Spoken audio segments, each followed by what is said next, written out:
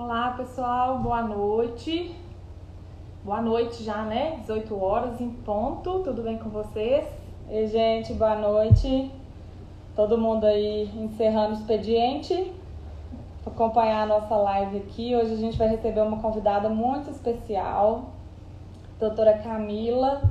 Ela está aí nesse trabalho, né? Usando a ferramenta que são as redes sociais para se posicionar.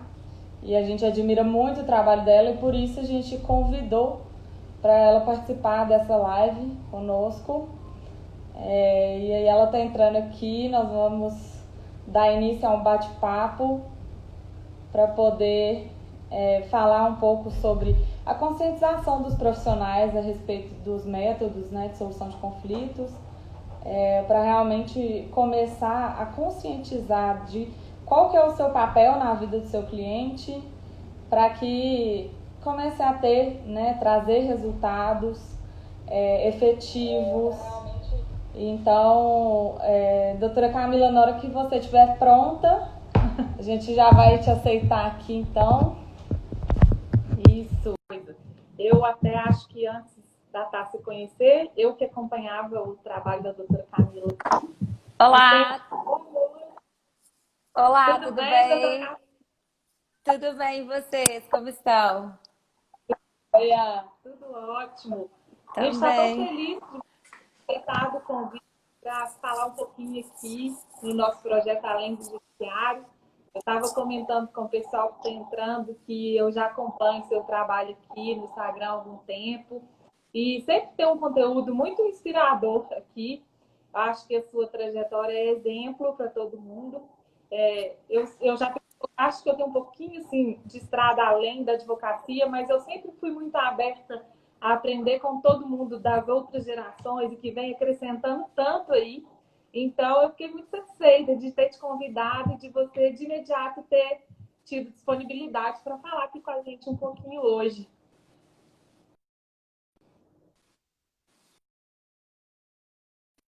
Então, está, meninas? Fico feliz pelo trabalho e vai ser um prazer, com certeza.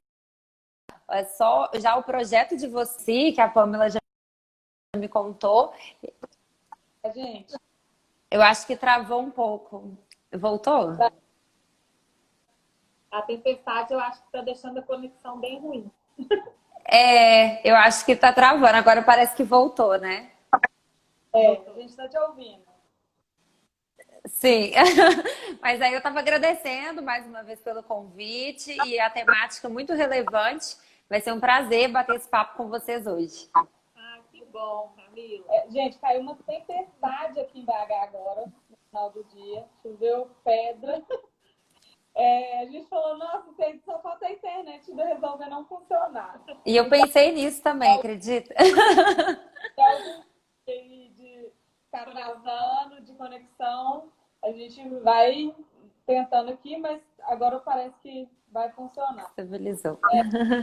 A doutora Camila, a Pamela realmente já acompanhava o trabalho dela há algum tempo, e foi a Pamela quem me apresentou, e me tornei seguidora e admiradora também.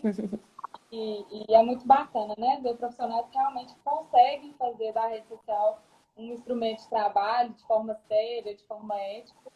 Então, e outro dia, até compartilhando com você, Camila, o porquê que a gente, né, te chamar, além de toda a admiração, foi que a gente viu você compartilhando um caso do seu escritório, de uma ação, salvo engano, de juizado especial, em que foi né, teve um recurso, na turma recursal foi, alterou a decisão de uma forma assim, inexplicável, e aí você postou no Stories, né, manifestando a indignação, falando, gente, como você explica isso para o cliente? E aí a gente falou, Sim, nossa, foi o gatinho que a gente precisava para criar coragem e fazer o convite. A gente falou, isso nossa, mesmo. não queremos passar por essa situação. É. E a cada dia que passa, essas reflexões elas fazem mais sentido, porque a gente costuma até comentar, né? O Poder Judiciário hoje costuma ser uma loteria. A gente brinca que é a loteria do Judiciário, né? Mas é óbvio que é uma brincadeira, mas que no fundo ela traz consequências muito graves. E por isso, por vários desses dissabores que nós temos visto, cada vez maior essa insegurança jurídica, é que faz mais sentido ainda essa migração, né? Que é o que eu tenho buscado. Então, eu acho até interessante também compartilhar isso, porque muitos outros advogados também passam por isso, às vezes querem desistir da advocacia porque só conhecem uma forma de advogar, que é no poder judiciário, no âmbito do judiciário. E não é bem assim, né? Exato. Camila, antes de eu pedir para você se apresentar e falar um pouquinho para a gente da Camila, só para, né, contextualizar aqui a nossa live um pouquinho, o nosso projeto, que tem o nome aqui da nossa página, o Além do Judiciário, ele surgiu exatamente dessa necessidade.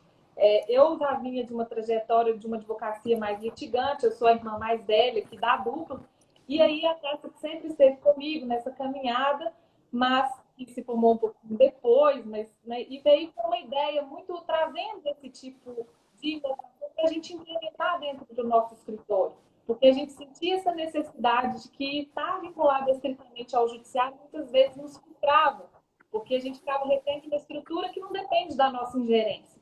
Então, eu trouxe essa ideia, ela se dedicou na vida acadêmica até a estudar, a fazer o mestrado dela voltado para isso, e aí esse ano, nessa situação de pandemia, nós falamos, vamos tirar do papel esse projeto e tentar falar com outros advogados sobre isso. E foi aí que a gente viu que é uma necessidade geral e todo mundo sente isso muito hoje em dia. Então, o projeto Além do Judiciário nasceu daí.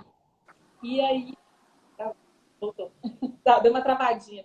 E aí, a gente tem se comunicado com várias pessoas e sentido que isso, de fato, é uma necessidade dos advogados, conhecer as outras portas além daquela do judiciário, que não é.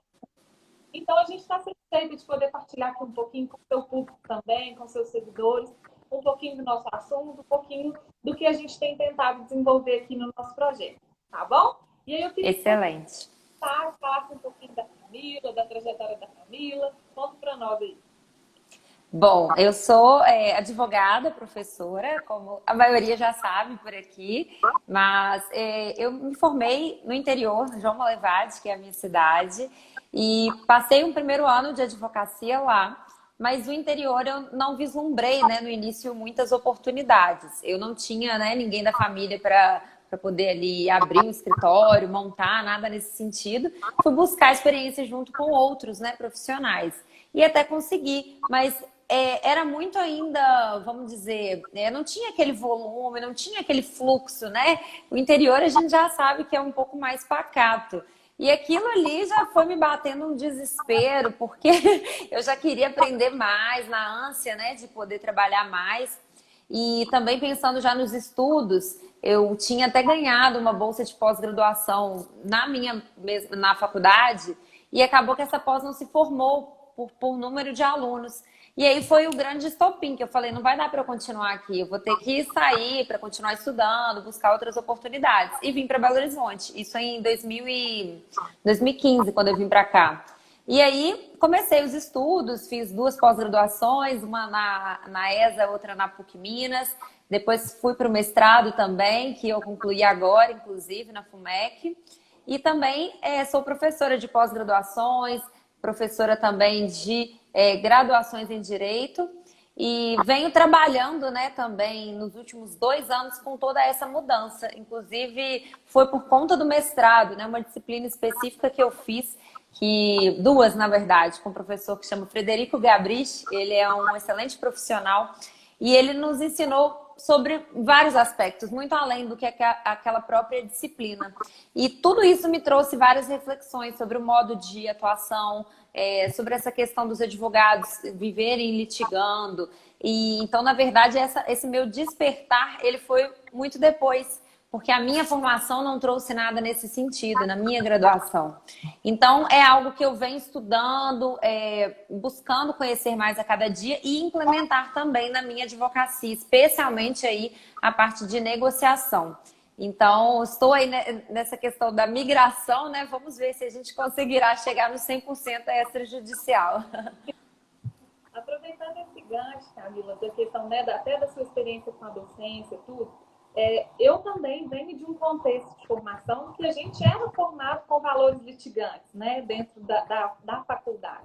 Então, a gente já pensava, eu até fico brincando que quando eu falo na live, a gente pensava em se formar, vestir aberto e ir para o tribunal. Assim, Era na mesmo. cabeça é isso.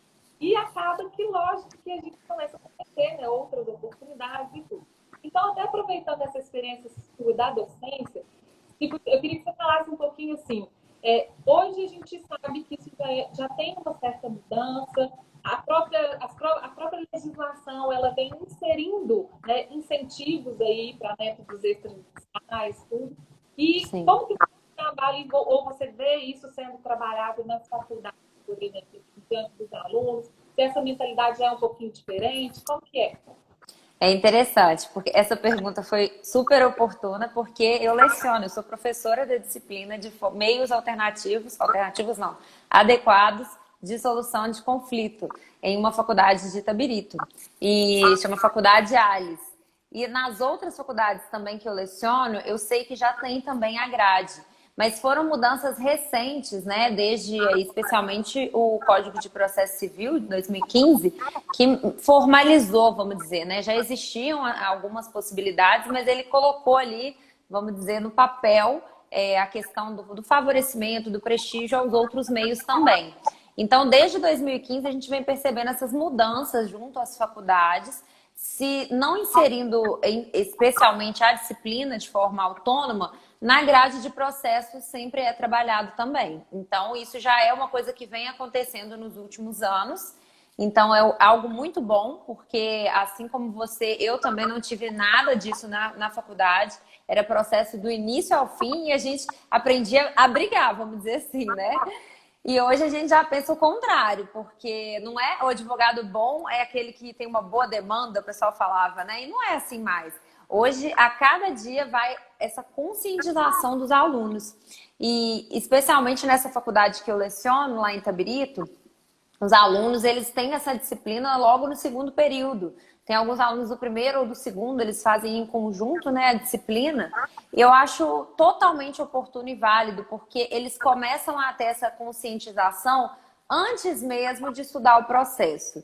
Então, para mim, faz super sentido e até a própria organização da grade que tenha colocado essa disciplina antes, porque a gente já vai abrindo, plantando ali nos alunos essa conscientização, falando muito dos conflitos, das formas, né, de resolução, e tudo isso no sentido assim, gente, é melhor vocês sentarem primeiro os outros meios, vamos lá, não é só poder judiciário. Quando eles começarem a estudar o processo, aí eu acredito que eles já vão ter já vai ter crescido ali a sementinha, vamos dizer assim, né? Que eu fico batendo lá na cabeça deles. Eu fico assim, gente, quando vocês tiverem processo, vocês vão ter 1 milhão de meses de processo. Não esquece de mim, não, porque olha aqui, lembra de mim lá no primeiro período falando com vocês dessa importância. E tomara, né, que isso seja efetivamente levado por eles ao longo dos estudos, porque eu acredito que obviamente, a gente tem que saber o processo, tem que saber dos outros aspectos, mas o principal, né, é o que eu costumo dizer, são as multiportas que o Código de Processo Civil assegurou. Então, não existe só a porta do Poder Judiciário.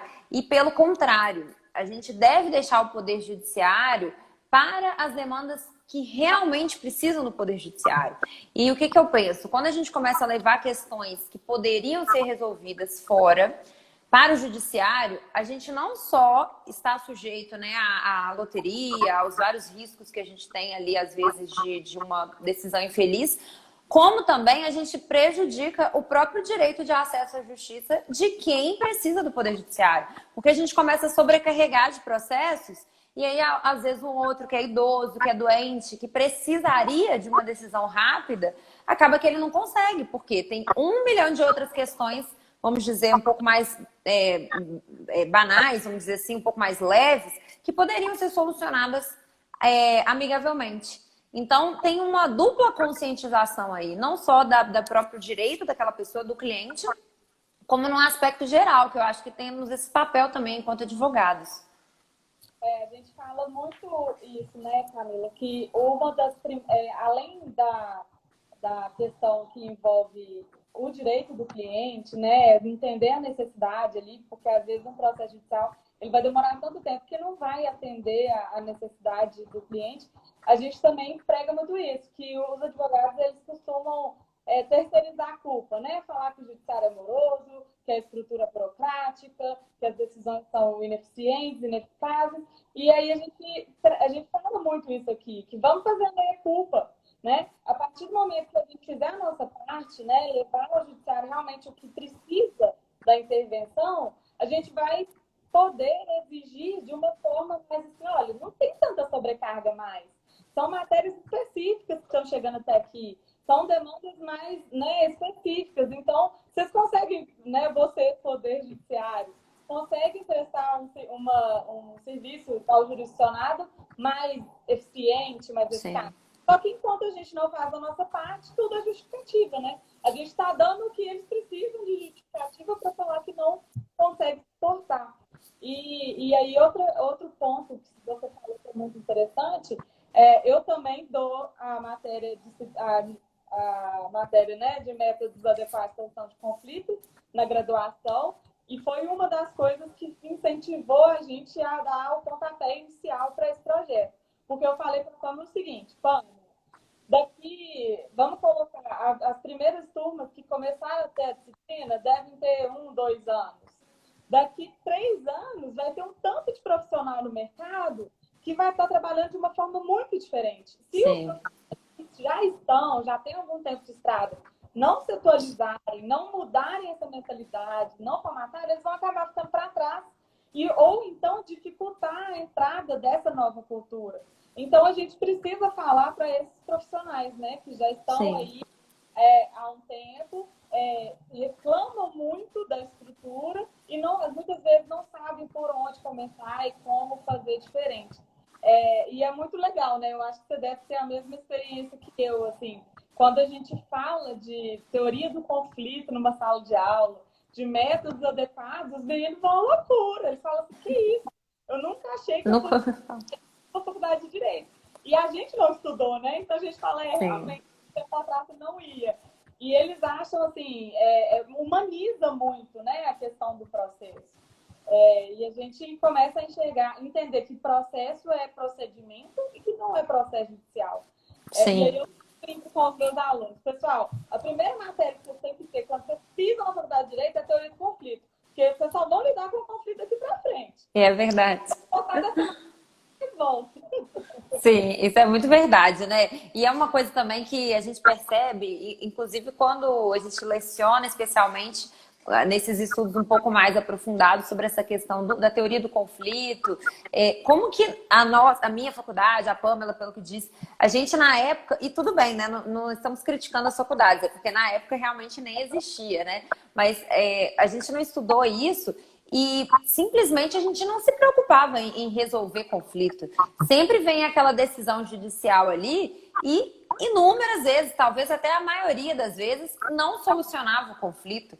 Então, o que adianta a gente ter uma decisão de um terceiro que vai ter aquela decisão ali que não vai trazer a solução, às vezes, nem para a parte que ganhou. Talvez ela ganhou, mas no final das contas ainda continuou com aquele problema.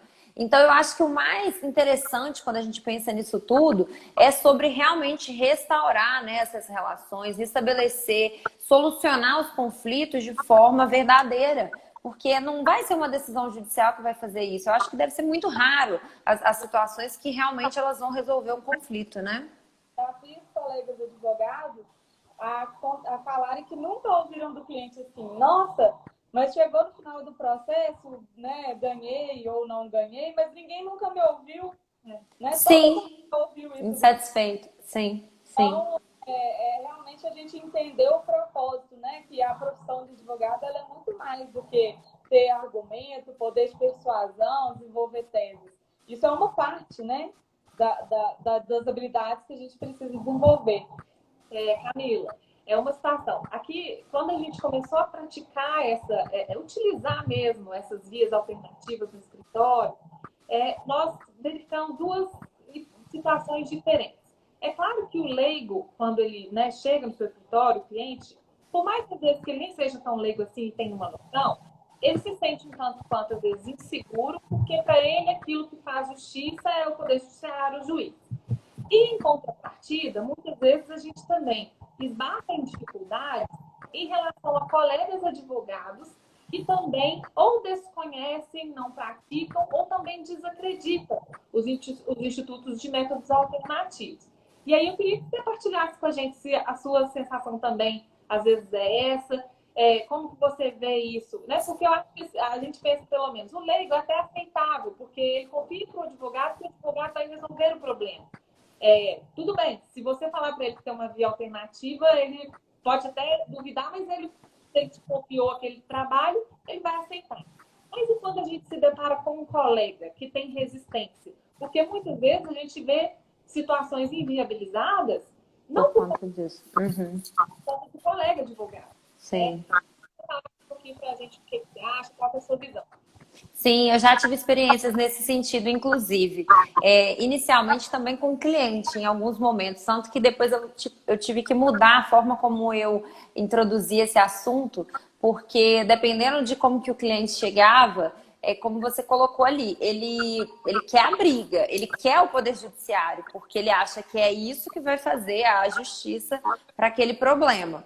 Então, eu percebi, né, isso muito no início, quando eu começava a tentar sugerir outras formas de solução, que o cliente, às vezes, quando ele chegava assim, nesse perfil, que não era o caso de eu oferecer essa solução no primeiro momento. Então, primeiro eu tinha que ouvi-lo e fazer as anotações e tudo, e já, inclusive, talvez falar de uma demanda judicial, para que ele visse que eu ia brigar por ele, vamos dizer assim, e depois eu tentava exatamente a negociação ali de forma paralela, e aí depois ele até aceitava, né, esse tipo de formato, mas não no primeiro momento. No primeiro momento ele ficava assim, mas peraí, essa advogada tá do meu lado ou ela está contra? Tá querendo facilitar para outra parte, né? Tinha um pouco desses comentários.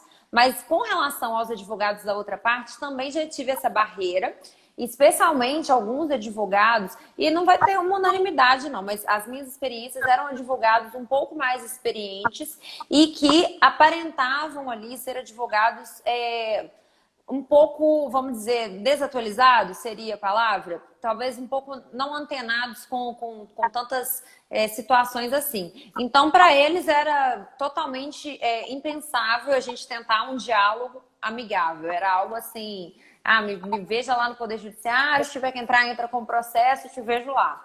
Algo bem nesse sentido.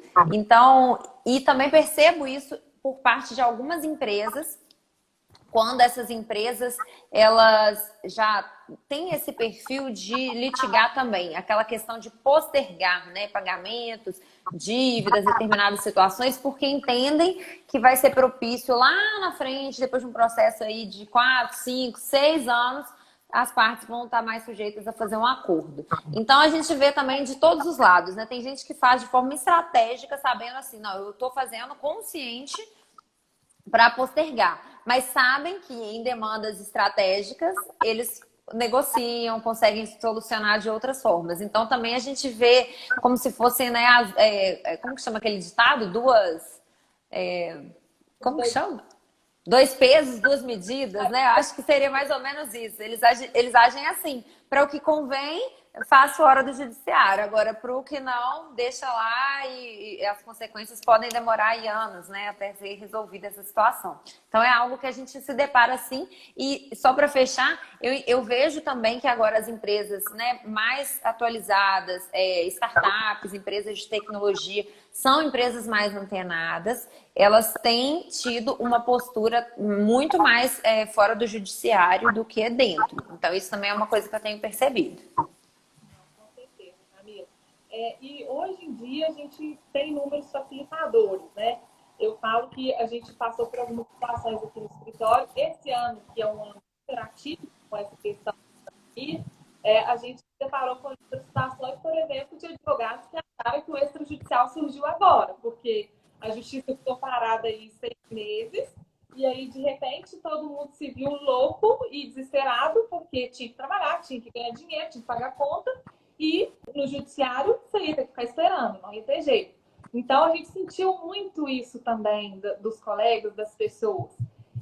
A gente já vinha tentando, né, inserir isso no nosso trabalho já há algum tempo. Claro, todos nós somos impactados, isso aí não tem dúvida, mas às vezes com um conforto um pouquinho melhor de saber efetivamente que a gente não está refém só daquilo ali, que era possível trabalhar, por mais que a gente estivesse vivendo um momento difícil, a gente se movimentou, a gente teve trabalho dentro daquilo que era possível.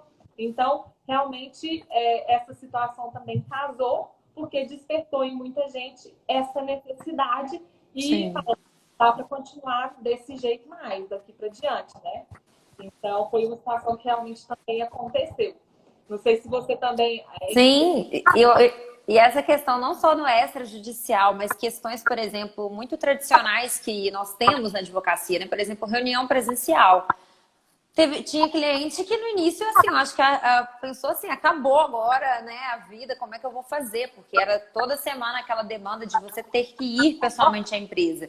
E por mais, né, que tenham tido toda a resistência, a gente conseguiu conseguiu mostrar. Então, pera lá, olha só, dá para fazer uma reunião aqui com a mesma qualidade do que se a gente fosse presencial. Tudo bem, você faz questão do cafezinho, vamos lá, mas talvez mensal e semanal a gente mantém por videoconferência. Algumas coisas assim que são pequenas, né, mas que foram realmente abruptas, eu acho que inimagináveis por várias pessoas, né? Como assim? Agora a gente vai ter que fazer tudo online, mas o processo online, sim, já era. Sempre foi, já tem anos que é. Então não vou precisar passar aí para deixar documento. Não, tem um aplicativo, inclusive, que você pode tirar foto aqui, que ele já vira um PDF. Meu Deus, que tecnologia, né? Então, várias pessoas passaram por isso, mas eu acho também que foi um aspecto positivo, né? O saldo foi positivo para a gente ter essa conscientização.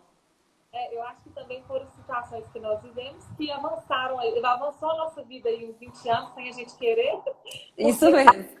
Mais que a gente soubesse que o digital já era uma realidade, muitos de nós ainda tínhamos muita resistência, mas fomos obrigados a incorporar aquilo e falar, é assim, daqui em diante, ou eu aprendo e estou dentro, ou então estou fora. Então, é isso mesmo.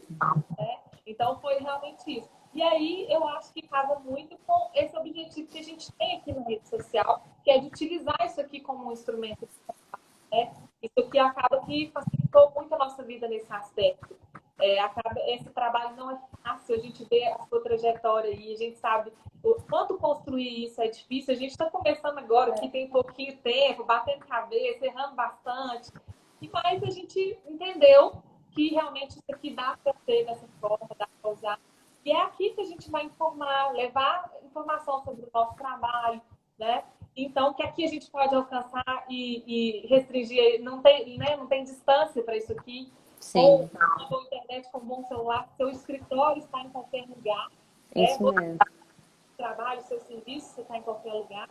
E aí, inclusive nessas vias alternativas, nos métodos alternativos também, porque a gente passou a ver serviços notariais se adequando ao digital, né? Órgãos de classe, que a gente fala aqui também no nosso projeto, se adequando ao digital.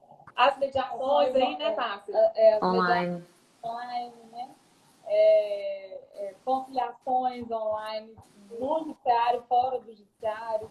E aí, falando disso, a gente fala, né? Uma das coisas que desperta a desconfiança dos clientes, principalmente, é a questão da segurança jurídica, né? De falar, mas isso é válido, isso, né, tem alguma vantagem, é bom, no final das contas eu não vou morrer no Poder Judiciário de qualquer jeito. E aí vem o digital, aí imagina, você faz uma mediação online, aí se ele já não tinha essa segurança, né, no presencial, imagina online. É um desafio, né?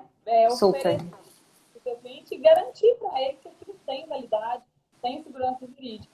E aí a gente queria saber de você, né, um pouco como você lidar com esses questionamentos. Porque, às vezes, é difícil de compreender que existe uma regulamentação, enfim. Sim, e entendo também que tem pessoas que são mais resistentes que outras, né? Vocês também devem passar por isso.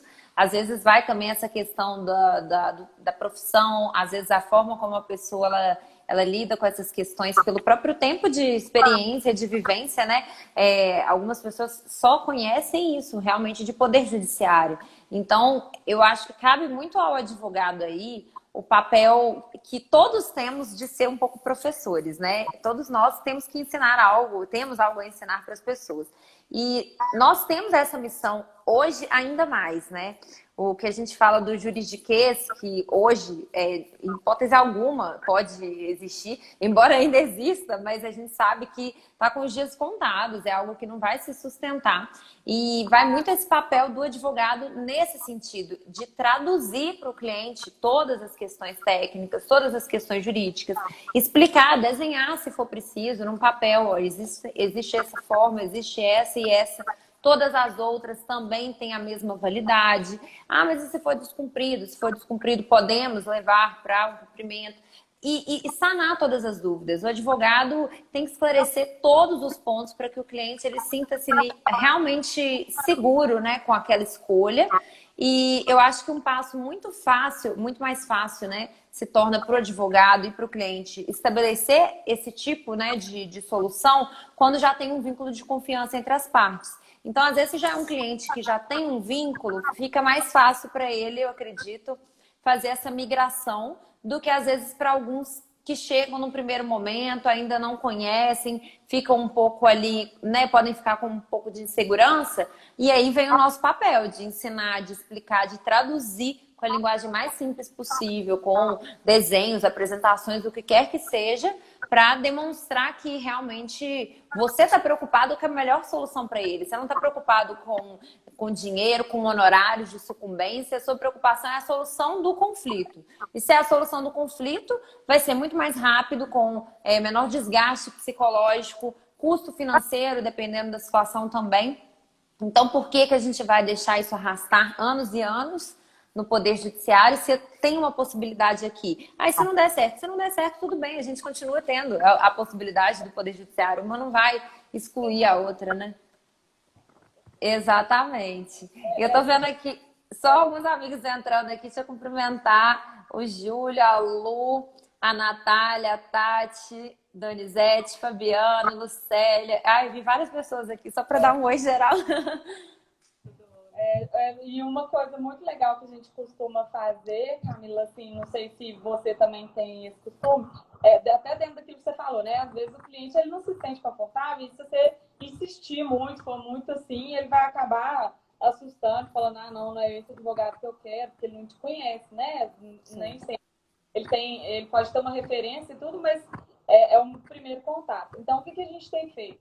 A gente, quando faz uma proposta ou até mesmo um contrato honorário, a gente coloca essa previsão, né, do extrajudicial, das tentativas antes de chegar ao Poder Judiciário, porque aí ele vê que a gente está documentando que aquilo é válido, então ele vai ter uma garantia de que aquilo, né, que aquele serviço também pode ser cobrado, vamos dizer assim, pela parte dele, e tem funcionado, né, porque ele falou assim, olha, ok, e até questão de valor mesmo. Às vezes ele fala, por esse valor, você vai resolver para mim, mas se não der certo, você vai para o judiciário? Vou!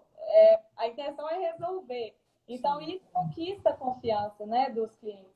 E além disso, a necessidade que ele tem de ter um profissional que vai escutar e vai entender o que realmente ele precisa, né? Vai ter cliente que vai chegar no escritório e vai falar, não, eu preciso ganhar tempo. Porque se eu não tenho como resolver isso aqui agora, então eu preciso ganhar tempo. E aí, para esse cliente, realmente é estratégia outra. E é o que a gente sempre fala, né? O advogado, com todas essas inovações, né, digital, de métodos adequados à solução de conflitos, tudo, ele está precisando desenvolver outras habilidades além daquela que ele tinha, né, na faculdade de Direito, que era o processo, o direito material. Então, ele já tem que desenvolver habilidades de comunicação, de negociação, de escuta, né? Para poder realmente se adequar à nova realidade, né? Mudou muito. Hoje, todo mundo tem informação na palma da mão, né? Então, até a gente brinca que quando a gente vai ao médico, a gente chega no médico falando, não, doutor, já sabe. eu olhei no Google, eu estou com tal coisa. E eu advogado é a mesma coisa, né? O cliente chega, assim. Então, ele já deu uma pesquisada, ele já deu uma, né? Ou conversou com alguém. Então, a gente tem que mostrar para ele questões objetivas. Olha, beleza, você quer fazer dessa forma? O seu custo vai ser tanto. A gente te apresenta essa outra opção. seu custo vai ser diferente, o tempo, né? A gente faz uma gestão mesmo ali da demanda para ele poder escolher qual que é a via que vai atendê-lo. Isso mesmo. E só dando uma pincelada nesse comentário aqui da Tassi, eu até comentei, eu fiz uma palestra no TED no sábado e eu falei exatamente sobre essa questão, que hoje o diploma ele não garante uma carreira de sucesso, no sentido dessas habilidades, as que a gente chamou de hard skills hoje, né, as habilidades técnicas, que no passado elas bastavam. Então, a titulação era mega importante, você podia colocar na parede ali que aquilo era garantia de clientes bons e duradouros, né? Não tinha aquela questão dessa preocupação com ouvir o cliente, essa inteligência emocional, ninguém se preocupava com isso. Só que com essa evolução e exatamente essa questão da informação, hoje a palma da nossa mão, decorrente da quarta revolução industrial, fez com que todos nós tivéssemos que desenvolver essas outras habilidades. E, inclusive, eu busquei algumas pesquisas recentes, interessantes, que no Brasil nós temos um número aqui de mestres e doutores de 25% de desemprego entre mestres e doutores, enquanto o restante do mundo é de 2%. Então, isso mostra que não é a titulação por si só que vai garantir carreira alguma. E, de outro lado, tem uma pesquisa, inclusive internacional, que ela apontou que 85% do sucesso da carreira dos profissionais depende das soft skills, que são essas habilidades pessoais.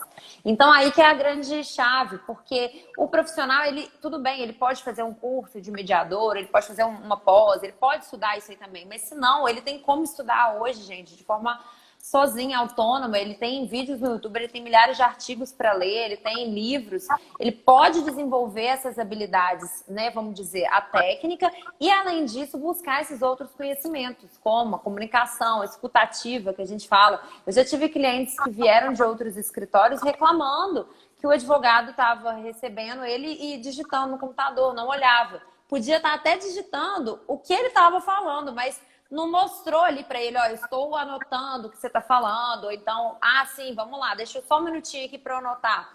São pequenas questões, mas que fazem muita diferença, né, para aquela pessoa que chega ali fragilizada, chega ali com um problema. Então, eu acho que realmente são essas habilidades que vão ser o diferencial hoje. São pequenos detalhes na forma como você trata, como você comunica, que vão, no final das contas, pesar muito mais do que só os diplomas, só os certificados. Exatamente. E nesse contexto todo, aliado a essas habilidades, né, Camila, a gente também, em relação aos métodos alternativos, aos serviços extrajudiciais, a gente fica muito mais confortável, porque aí a gente angaria a segurança do cliente, porque você demonstra para ele um diferencial, uma expertise a mais do que aquele profissional que está todo mundo acostumado. E aí isso passa a agregar uma confiança ali no seu trabalho. E aí, o que a gente percebeu também, quando a gente começa a debater com advogados, colegas sobre essa questão, muita gente se sente inseguro porque acha que utilizar um método alternativo, às vezes, desvaloriza o trabalho, na questão até mesmo do valor que você vai cobrar por aquilo. Uhum. E a gente tem batido muito nisso. Não, gente, pelo contrário. Isso é uma expertise diferente, é um detalhe a mais que você tem, né? Nós estamos entendendo que focar no resultado que o cliente precisa é o ideal. Não interessa a via que você vai utilizar, até mesmo porque ele, querendo ou não, ele, na cabeça dele, ele já sabe que o judiciário é demorado, porque ele já chega e fala, lá demora, quanto tempo será mais ou menos? Tem uma estimativa? Então, assim, essa noção ele já tem. Então, pelo contrário, a gente, às vezes, explorar vias alternativas, isso te diferencia como profissional e, no nosso entender, não desvaloriza. Pelo contrário, isso vai agregar, inclusive, um diferencial, um valor mesmo. E você acha que é dessa forma também? Como que você Sim, e eu fico pensando exatamente nisso. Imagina só, a gente passar um valor, né, ali para o cliente, o investimento dele na proposta, já ciente de que se for um processo, por exemplo, ele pode levar 8 anos. E aí você consegue solucionar com 1 ano. Olha só o tanto que você ganha nessa atuação. Se você reduz o tempo que você levaria. Então, vamos pensar que você já faz um cálculo ali considerando isso. Imagina um valor para uma solução ali que pode levar uma negociação de 3 meses. Aí você resolveu o problema do cliente, pensa bem, 3 meses, uma coisa que poderia levar ali anos, ele vai ficar mais satisfeito impossível e você ganhou também por pelo seu tempo de forma muito mais valorizada do que você tivesse diluído ele ali em anos a fio, né? Sem contar, né, Camila, na questão quando a gente constrói junto com o cliente uma alternativa extrajudicial, né, ou uma conciliação ali, a gente não fica sujeito a essa imprevisibilidade, a essa loteria Sim. do judiciário.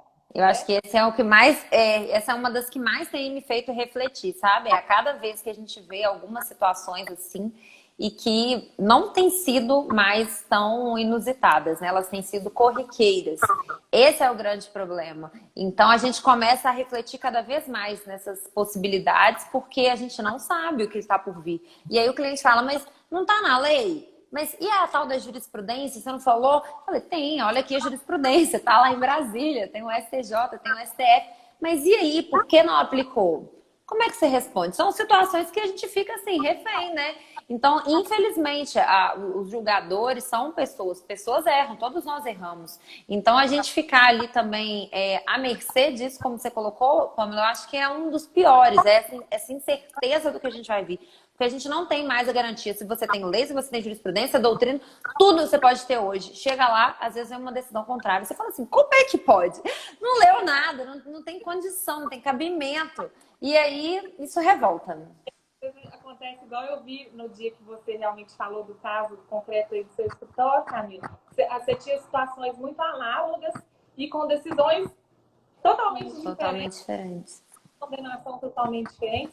E a gente acaba ficando numa saia justa, por mais que a gente seja transparente e tente mostrar isso para o cliente desde o início, isso causa um incômodo, porque, no fundo, né, não depende de você, você tá... É difícil de explicar. Não, difícil e triste, né? Eu fico muito triste. Eu fiquei muito triste com esse caso, especialmente, porque era uma questão tão assim, sabe? Exatamente aquela questão que você vê simples, vamos dizer, né? Na parte técnica, muitas provas. Os processos, eles não foram conexos porque eles foram distribuídos em épocas distintas e no juizado eles tinham acabado rapidamente, vamos dizer, mais rápido do que a média. E eu fiquei pensando assim, gente, como é que pode, né? Assim, algo tão cristalino, era o mesmo, o juiz da turma recursal era o mesmo. E ele falou assim, doutora, se eu julguei diferente na outra oportunidade, eu errei, me desculpe. Como assim você errou? Olha lá, meu Deus. Aí realmente revoltante, né? A gente fica sem palavras para conseguir lidar e explicar. E depois, né, de toda a raiva, a gente ainda tem que pegar, analisar friamente. E vamos ver quais saídas que a gente vai encontrar aqui para isso ainda. Exatamente. Quando eu conversei com você um pouquinho antes, quando eu te fiz o convite para falar aqui com a gente, eu falei, eu e Tata, por exemplo, a gente meio que foi na contramão da história, porque a gente vem de uma família que é ligada ao judiciário, tudo, e a gente conhece também essas dores de perto do servidor público, do juiz e tal, e assim, por ter vivenciado muito isso, e acaba que as pessoas pensam assim, esses meninos estão na contramão do negócio. Mas não é. Porque, na verdade, nós temos que analisar o nosso trabalho, né? Nós vivemos dentro de um escritório, nós somos advogados e tal. Então, essa é a dor muito recorrente que a gente percebeu nos colegas. Então, por isso que a nossa intenção aqui foi falar para colegas advogados e também para estudantes, porque a gente percebeu que isso, de fato, é uma dor, né? Sim. Uma dor para todo mundo, né? E que se a gente não a ser um instrumento e a sementinha que vai fazer a mudança dessa mentalidade, não adianta a gente ficar reclamando da estrutura e do judiciário, né? A gente acaba que a gente está colaborando só com a sobrecarga e pronto, e acabou. E, ao mesmo tempo, uma coisa que a gente também percebeu é justamente isso. Às vezes, o colega advogado, por exemplo, ele resiste porque ele acha assim, vou perder o cliente. Se eu falar que eu não vou entrar na justiça, não vai passar aquela mesma, né, credibilidade para o negócio. Então, é claro, gente, né, Camila? A gente está aqui em construção, isso não vai mudar do dia para a noite. Né? Uhum. A cultura da advocacia, ela é litigante muito ainda, mas é uma situação que a gente vem sendo favorecido pela própria legislação, por tudo que está sendo inserido e incentivado no nosso ordenamento. Então, assim, as possibilidades já são inúmeras.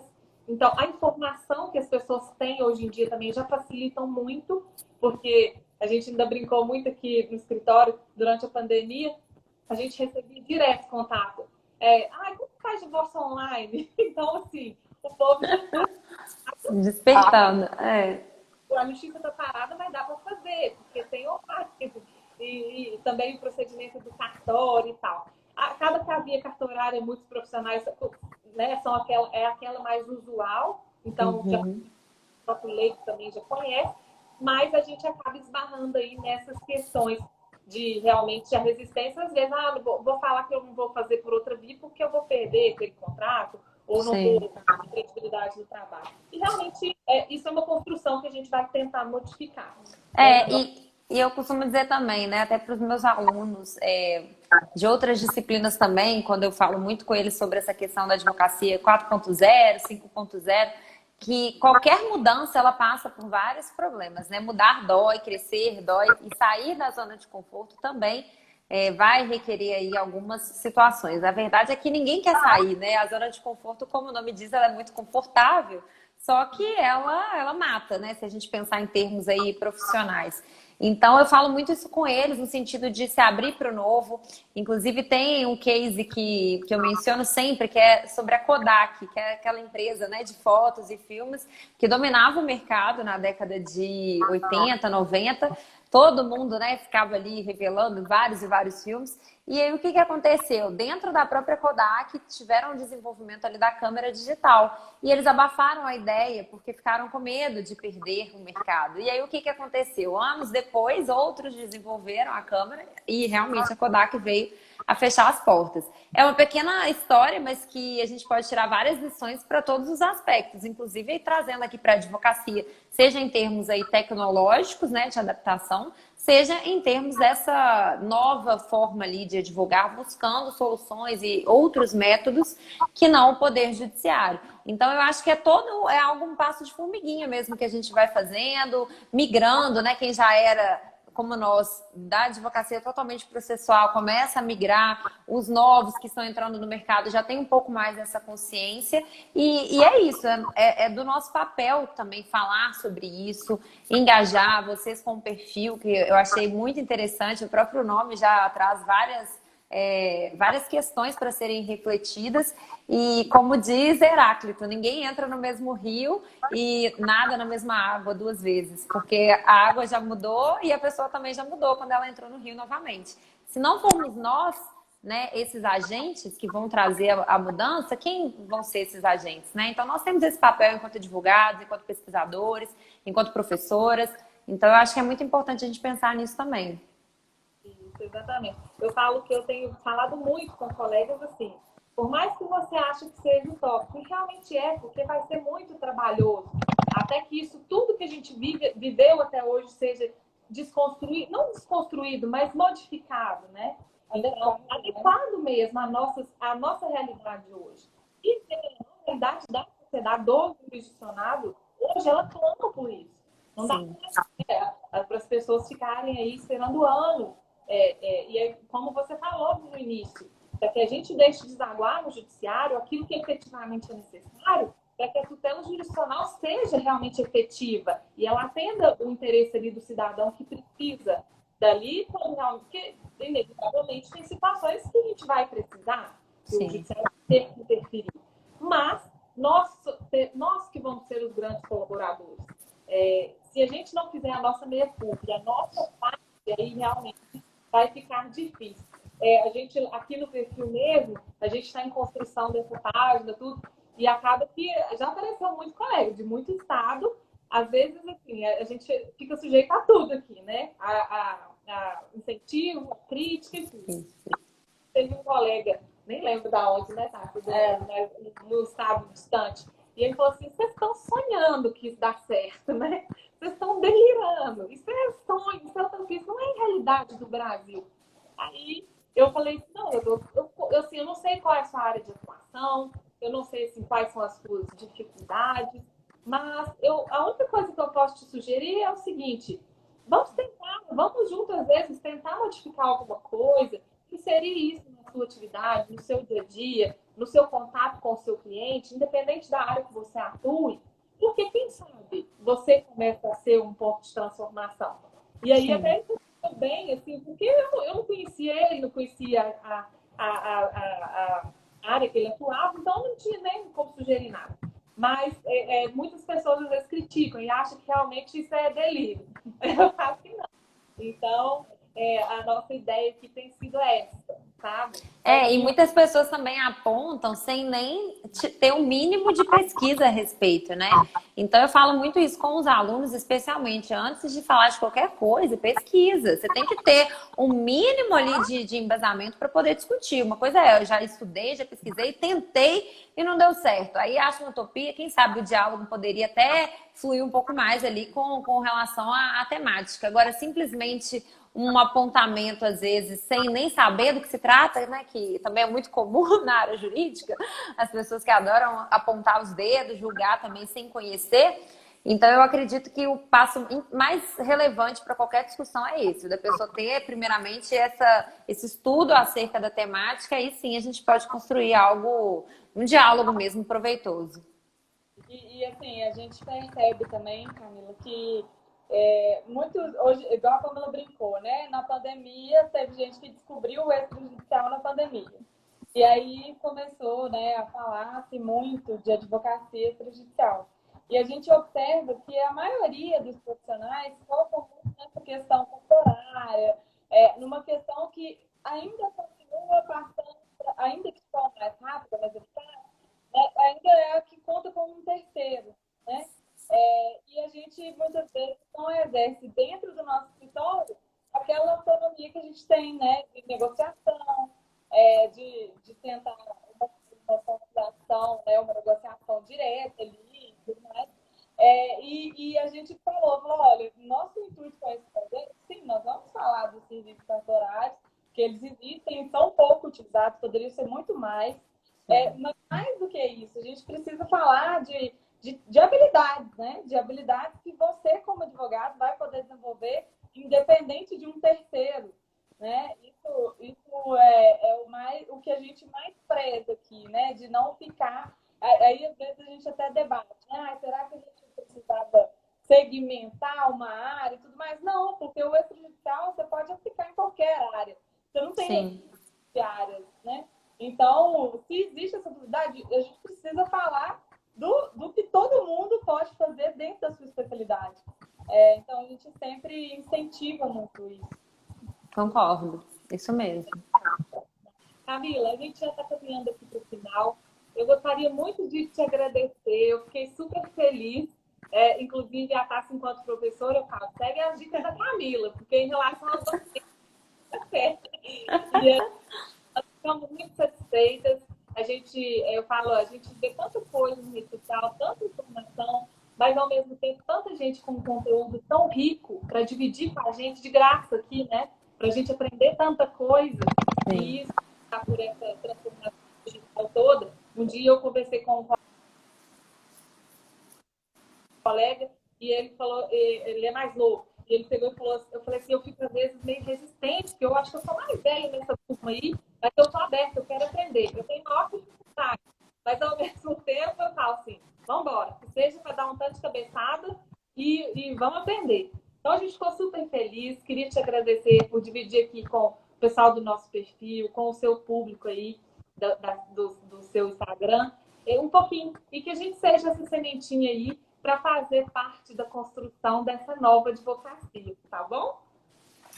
Isso mesmo, eu que agradeço, meninas. Foi um prazer estar com vocês. Parabéns pelo projeto mais uma vez. E vamos seguindo juntas aí. Podem continuar contando comigo aí para outros projetos, que eu estou à disposição, tá bom? Muito obrigada, Camila. Foi um prazer receber você. E conta com a gente também, né? Para poder plantar essa semente aí e mudar um pouco a mentalidade mesmo e a cultura para a gente levar isso para outros colegas. Isso mesmo. Obrigada, gente. Tchau. Tchau. Cadê? Vou fazer com o Cristiano, tá?